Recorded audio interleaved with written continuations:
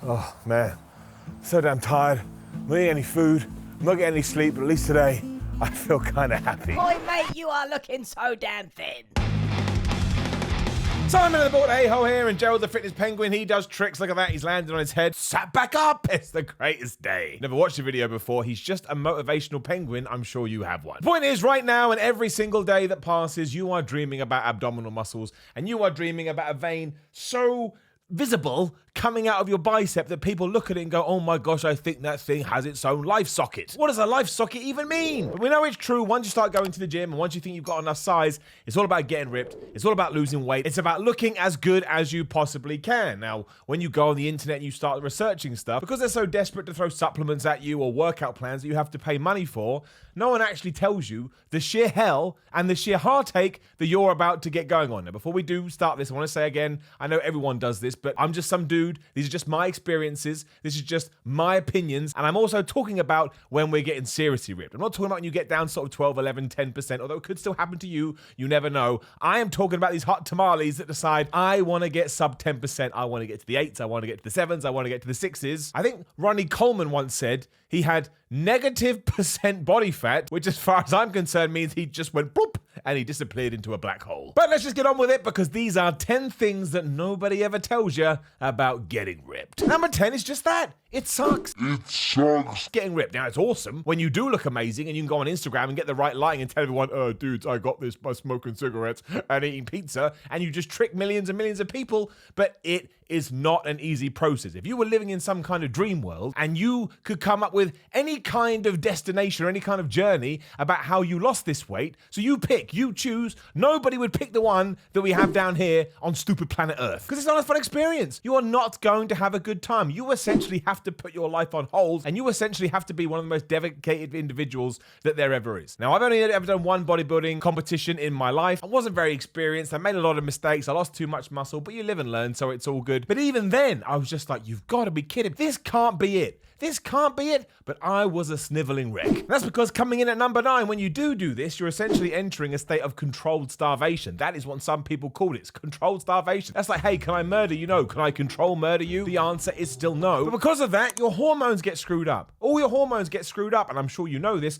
Your hormones are directly responsible and directly related to your mood. So do you know what's going to happen? You're going to be absolutely miserable. You're going to be sad. You're going to feel depressed, and you're not going to know why, because no one ever mentions this to you. But that is what's going to happen. And you haven't done anything wrong, and you haven't made a mistake. It's just because you're probably not getting the right kind of nutrition or the right kind of calories you need to exist and be alive as a human being. Your body just starts breaking. It's like a robot. It just goes, and it just slows down to the point it can't do what you want it to do, so you just feel completely off kilter. Nobody wants that. Nobody wants that at all. We all want to be happy. That's why we all start going to the gym. I don't want to do too much of a tangent here, but we go to the gym, well, mostly because we love it and we're passionate about it, but also because we think, oh my gosh, I'm going to get the best shape ever, and then I'm going to be filled with happiness and love and joy, and you get there and realize, oh no, that didn't work. It was actually a bunch of other things that I needed to sort out. It doesn't mean that you don't go to the gym. You are cancelling one problem, but it is not a one-shoe-fits-all happy pill. What? Number 8 is that you're going to be tired all the time. Now, this one stands for a reason. I'm sure you could have figured this one out for yourself, but if you are not getting enough food in to provide yourself with energy, you're just going to be sleepy. And you're just going to be walking around like this. You walk around in a state of haze all the time. And what will happen is you'll go to bed one night, you'll wake up the next day, you go, where are my keys? You've left them in the door. Where's my mobile phone? For some reason, it's up your ass. You'll be like, where's that breast of chicken that I bought? And you didn't actually buy it. You thought you did, but it was in a dream.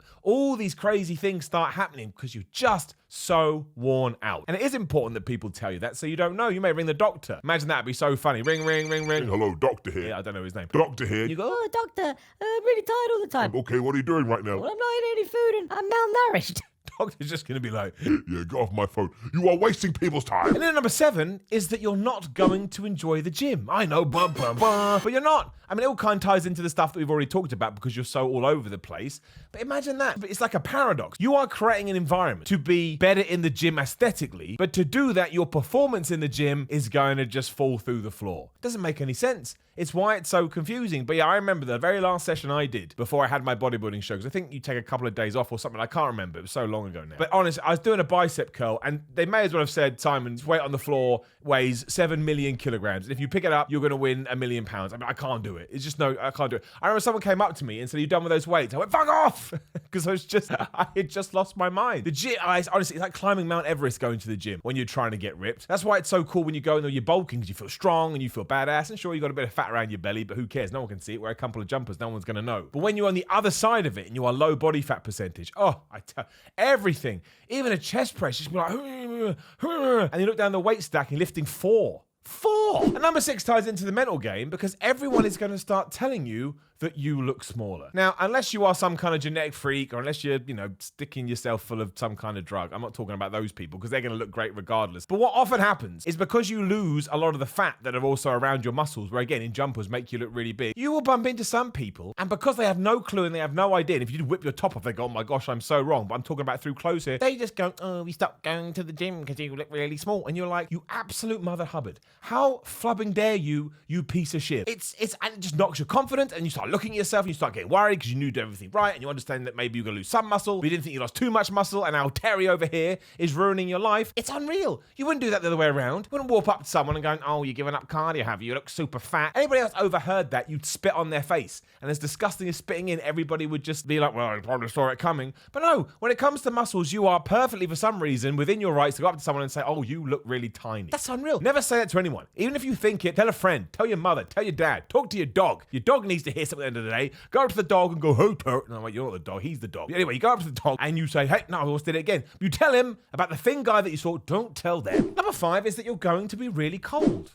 Again, you can figure that one out, but I feel like it's important that you know. If you were a warm-blooded creature before, as soon as you basically got rid of a bunch of fat, which acts as like an inner blanket, you're going to be freezing. And that means you're going to turn the temperature up, which means your bills are going to cost more. I'm sure you don't care about that, but I felt it was important to tell you. Number 4 is that you're going to struggle to sleep as well, and this all comes down to the fact that, once again, you're not 100% right. It's all wacky. The night before, I do remember this one, the night before my bodybuilding show, where you want to get a good night's sleep, I probably slept for 90 minutes. And that's not only because, again, nothing's working properly, but also because you go and get this super tan and you're kind of lying in the bed not moving. You think a T-Rex has just entered the room. Like, maybe if I don't move, it won't see me, because you're worried about ruining your tan. Just don't worry about it. They'll sort you out the next day. But yeah, your sleep is going to suck, which of course is rubbish, because one of the things you need when you're trying to get ripped and trying to hold on to as much muscle as possible is optimum recovery and rest time. And trying to do the two is so hard. I mean, you can take sleeping pills or melatonin or, certain aids like that to try and assist you, which is great, but I always feel assisted sleep is never good as natural sleep. So just be warned. Just be warned. Maybe you want to start going to bed a little bit earlier. Maybe you can kind of clear your schedule so you can get up an hour later. But it's really tough, and it will really, really sort of weigh on you mentally too, because that's what always happens, right? As soon as you don't get your sleep, and as soon as you don't feel refreshed in the morning, then your brain... So not only is your brain now firing going, "No sleep, no sleep," it's also going, "No food, no water," and you're a mess. Number 3 is that it will take up all of your time. I guess we kind of hinted at this at number 10 when I said that it will suck, but it will take up all of your time. Your food needs to be absolutely on point. Your cardio needs to be on point. Your gym needs to be on point. You can forget about work. You can forget about relationship. You can forget about friends. You can forget about taking your face and sticking it into some cheese. You have to be completely focused on this from midnight to midnight every single day. And it just becomes Groundhog Day, Groundhog Day, Groundhog Day, Groundhog Day. Bill Murray knocks on your door and he says a quote from that movie. I can't remember any now. "Oh, it's Groundhog Day again." He doesn't say that. He doesn't know. Rita, if you only had one day to live, what would you do with it? But it really can be that hard. Not all the time. Again, if you're just trying to lose some weight and get to a normal body fat percentage, and you can absolutely do it and balance it. But when you are getting to those sub levels,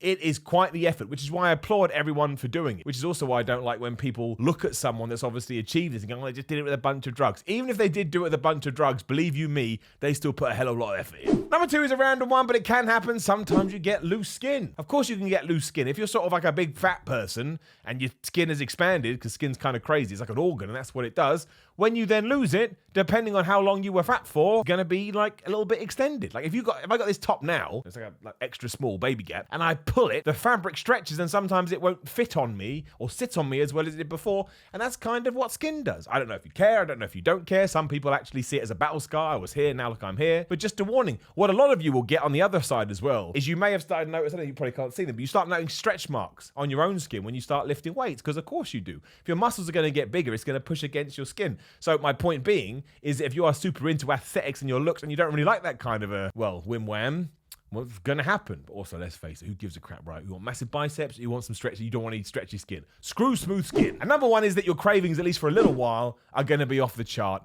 and you're going to start craving things you didn't even think you crave. You basically become like a pregnant person. You've heard those stories about pregnant women that like wake up and think, oh, I want a pickle stuck in yogurt. You're like, what do you want that for? That's what happens. I truly believe in this idea that if you love chocolate and you have chocolate every day, and then you realize, I need to stop eating chocolate, if you can give it up for a certain amount of time, your body actually forgets what it tastes like and you stop craving it. But when you enter sort of sub-levels of nutrition and sub-levels of calories, then it all comes back again, and your body's like, just eat everything. You know, get a piece of cheese and stick it in your gravy, and get a bag of crisps and then combine it with peas. I'm going to be marketing these two things soon, especially whatever that one was about gravy. I don't even know where it came from. It could be nice. But you really have to have amazing willpower, and you really have to have amazing discipline, and that can be even harder when you're tired and you're dedicating all your time to it and you're not eating properly. So just beware. While I massively, honestly, I mean, and I've said that again, I massively respect anyone that undertakes this kind of challenge, because it is amazing. And you do get, I'm making Alex the worst thing ever. You do get incredible stuff on the other side. Just looking at yourself in the mirror and realizing, holy crap, man, I'm 6, 7, 8% body fat is quite an amazing feeling. But for many of us who aren't sort of genetic freaks, it's so hard. It is so hard. So be warned. I still believe in you, and I still think you should do it. I'm just sort of pulling the forbidden door back and letting you in. Now, please do like the video, share the video, and subscribe. There's a bell right there. Click it, ding, ding. Then you know when other videos are going live. There's also other videos over there, or one video. Give it a click, watch it. You may love it, and then maybe you'll fall in love with me, and we'll be wed in a year. I also have Twitter and Instagram at SimonMiller316. Patreon is patreon.com/Simon316 if you very kindly want to support me financially. And I have merchandise, simonmiller.bigcartel.com. Other than that, though, just enjoy yourselves. Take care of yourselves. Next time you're in the gym, make sure you smash it and put a smile on that face. Can't say that anymore because of the Joker. Do it anyway.